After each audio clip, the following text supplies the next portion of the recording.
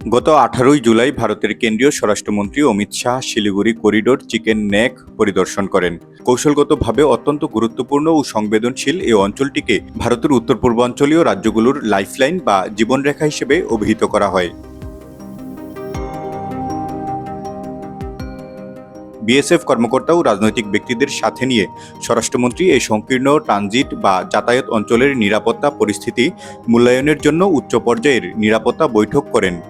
সীমান্তকে সুদৃঢ় করার লক্ষ্যে ৪৭ কোটি টাকা ব্যয়ে ৩টি নতুন বিএসএফ প্রকল্পের ভিত্তিপ্রস্তর স্থাপন করেন এবং ৩০ কোটি টাকা ব্যয়ে ৪ কিলোমিটার দীর্ঘ সীমান্ত বেড়া নির্মাণ কাজ শুরু করেন।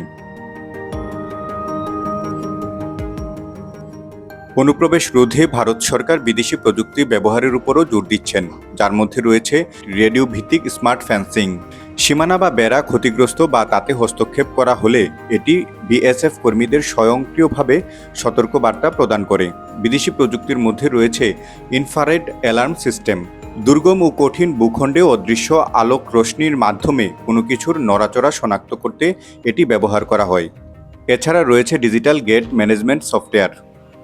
সীমান্ত দিয়ে স্থানীয় নাগরিক ও কৃষকদের যাতায়াত প্রক্রিয়া সহজ ও সুশৃঙ্খল করার লক্ষ্যে এটি তৈরি করা হয়েছে। স্বরাষ্ট্রমন্ত্রী বলেন, বর্তমান সরকার ভারতের সীমান্তকে দুর্ভেদ্য করে তুলতে প্রতিশ্রুতিবদ্ধ। তিনি আধুনিক নিরাপত্তা ব্যবস্থার সাথে পরবর্তী সরকারের আমলের পরিস্থিতি যখন অনুপ্রবেশের পথগুলো অপেক্ষাকৃত সহজ ছিল তার তুলনা করেন। তারিকুল ইসলাম, ব্রেকিং নিউজ।